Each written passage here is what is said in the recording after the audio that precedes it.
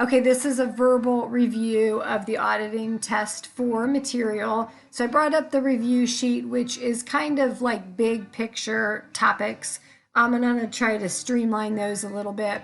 So the first one talks about the business functions and the related documents that go into our sales and collection cycle, because that's the only chapter that we cover the real detail is of the sales and collections. So think about the different documents that flow through that. So there's a bill of lading when we ship out our goods. Then that bill of lading generates an invoice number that gets sent to the customer. Then the customer pays us and they'll normally return a remittance advice with their check. Then everything is going to post into the general ledger. We could tie it out to sales. We could tie it out to the accounts receivable detail or the aging trial balance. So those are kind of that whole cycle as it goes through. So you want to understand those documents and kind of, again, how are they tested? And that kind of leads us into this second one. So understand like basically all the tests. So the test of controls and the substantive test of transactions for sales.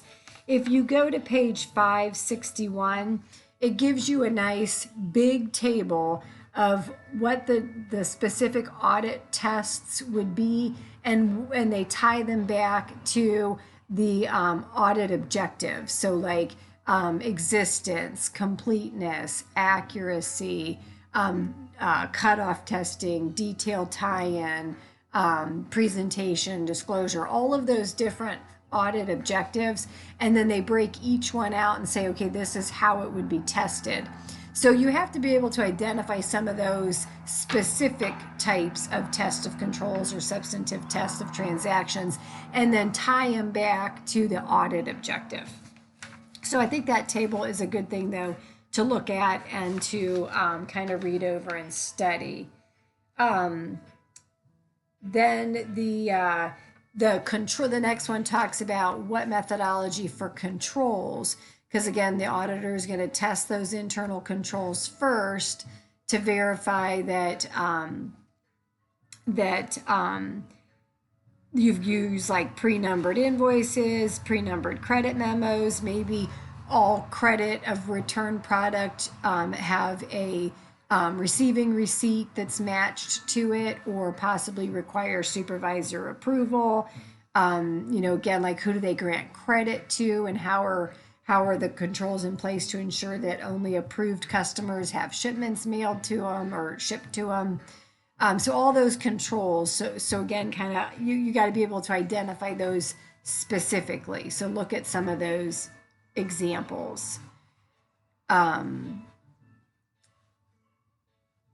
Okay, and those two kind of go hand in hand. Those two, one talks about the controls over specifically sales and returns, and then the other one's the test of controls and transactions over the cash receipts. So again, just the different sides of the sales cycle. Okay, then we get into understand the effects of what this one is specifically talking about is the detail of balances. So I feel like they all kind of start very similar. So understand the test of controls and those substantive tests of transactions, but specifically over the details of the balances. So then we're going to have our accounts receivable that we want to tie back to specific customers that maybe we're going to send confirmations to, or we're going to find current cash receipts that tie back to invoices that were on the balance sheet in accounts receivable on that date. Or maybe they're going to reperform it to say, okay, show me the bill of lading, show me the invoice, show it to me on the accounts receivable. The sampling, we get into all of these kind of talk about the different sampling. So these next 4 bullet points. And those are going to be more some of those sampling terminologies that you want to understand. So we have like, let me see here on my list. Like, so we have the computed upper, and we have the like the random samples, the systematic samples, statistical samples, stratified sample. So just understanding what those are, you know what I mean, and possibly being able to identify those.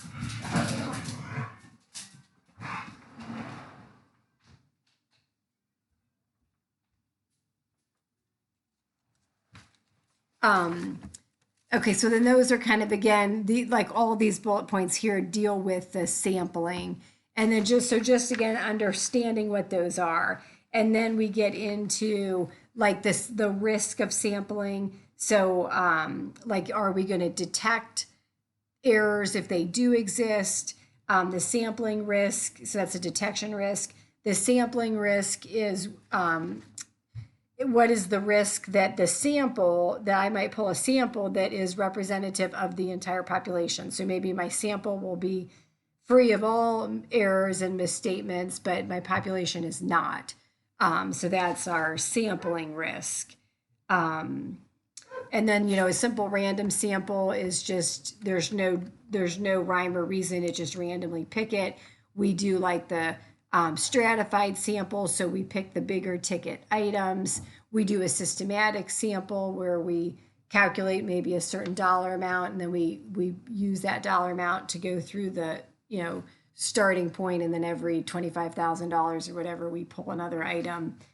So just kind of understanding those different methods that we can use to sample.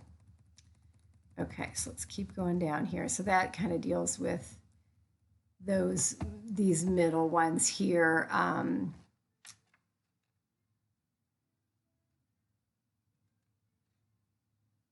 And then I guess this exception rate one. So I'll pick up there. So obviously if we go through our sampling and we uncover exceptions or errors, then we're going to want to increase our testing. So if we have higher errors or higher exceptions than we were anticipating, we're going to want to increase our testing. If we're in our internal control procedure testing, we may move on and just do much more extensive substantive testing and testing of the details of the balances just to get comfortable with the numbers. Then it talks here then about the acceptable risk of over-reliance. So again, there was different things that increased that or decreased that. So if we had faith in their internal control procedures and we felt like everything was running smoothly, we would have a higher acceptable risk of over-reliance. If we thought things were not going smoothly and we expected more errors, we would have a lower acceptable risk of over-reliance because we're not going to be comfortable assuming risks. Okay, then our substantive analytical procedures for accounts receivable and sales. So we're going to use those whenever possible because they're cheaper to conduct. And if everything goes smoothly, it could save us from doing a lot more detailed work when we get to those, the detail of the balances. So if it's favorable, again, it can reduce future tests. If it would be unfavorable, then it may end up increasing our future tests. And then that's the test of the details of the balances. That's where we do our confirmations. So we could do either positive confirmations or negative confirmations, which goes down into that next bullet point as well.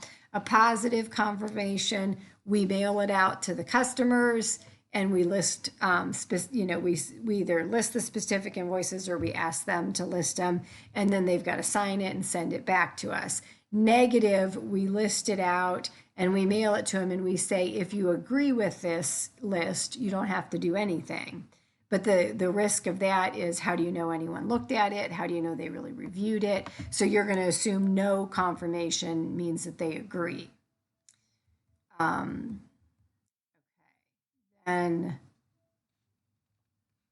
this one, again, I feel like this next one, using the evidence planning worksheet as a guide, I feel like you could go back. It goes back to those audit objectives again. So testing for accuracy, completeness,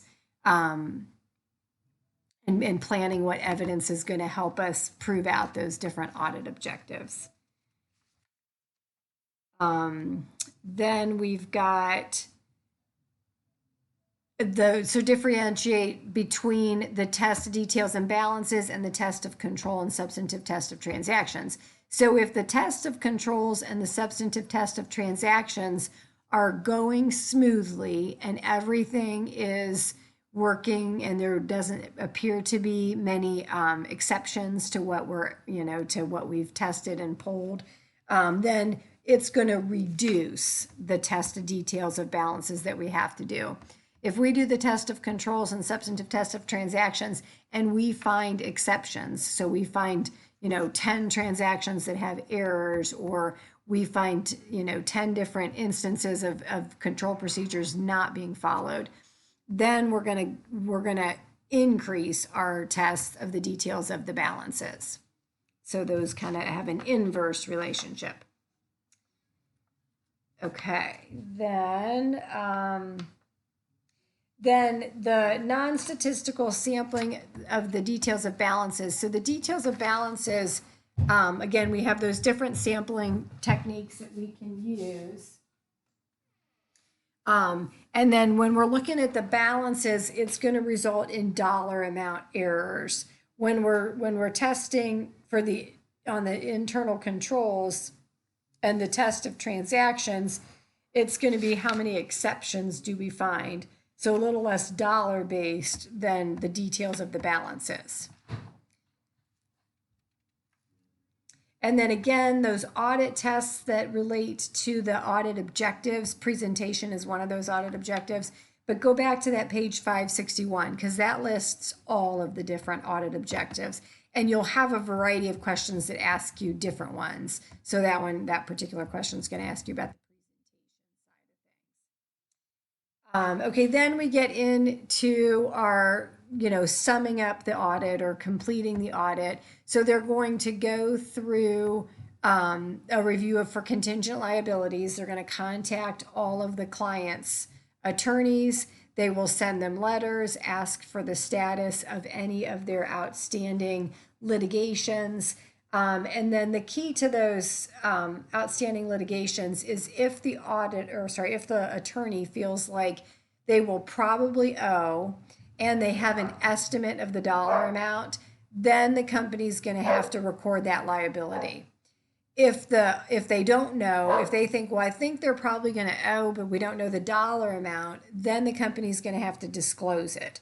So again, the auditors would ask the company to either create that liability, that potential liability, or disclose it, again, depending on the circumstances. Then the auditors also go through the subsequent events, so anything that occurred after the balance sheet, and that may not result in adjusting entries, like they may not have to go back and change the financial statements, but it may be something that, again, they're going to make them disclose in the notes of the financial statement if something major happened after that balance sheet date. It could result, though, in also making them make an adjustment if there was, say, a customer that declared bankruptcy and we determined that their debt is all going to be bad and we don't have a big enough allowance, something like that. So then those final steps and the evidence that they're gathering, they're reading all the board of directors minutes. They're again sending letters to the client's attorneys. So that would be the evidence that they'll gather, and they'll present that to the partner. And then the partner is going to evaluate the overall audit results. They'll look at how the younger, unseasoned professionals have done. They'll make sure the evidence supports their decision, and that the quality of work that they've done was enough. Sorry that my dog keeps barking in the background. Then we'll have special engagements for the interim financial statements.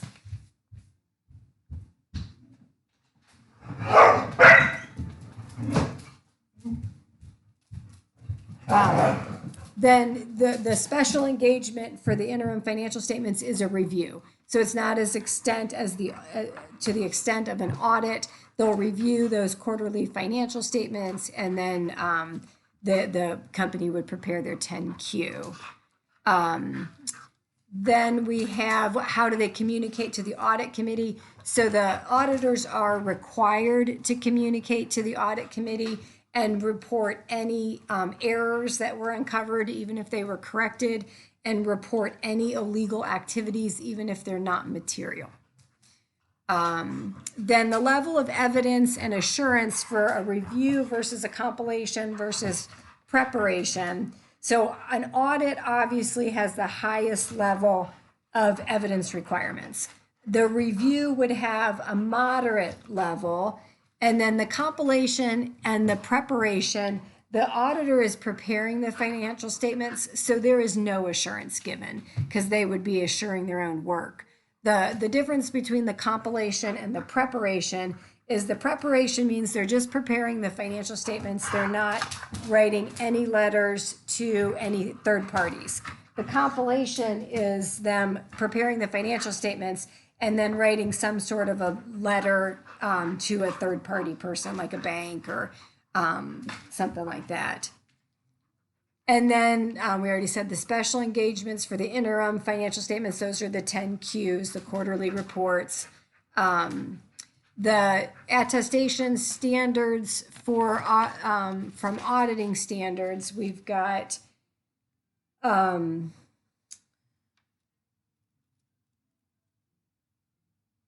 that the attestation would provide an opinion about the reliability of specific subject matter. So examples of those are like, are they in compliance with their debt covenant agreements? Or, you know, sometimes you'll see, like if you're watching like, I want to say, what was it, America's Got Talent or American Idol, you know, the CPA firms would be the ones who tally all the votes and verify who really won. So they do things like that for those different contests. Those are the CPA firms that are involved in that. So that would be an example of that type of an engagement. And then the last thing is those SOC reports, and those kind of deal with the IT side of the organization. The SOC 1 is confirming information regarding the financial statements is correct. Again, it's like more from an IT focus. And then the SOC 2 deals with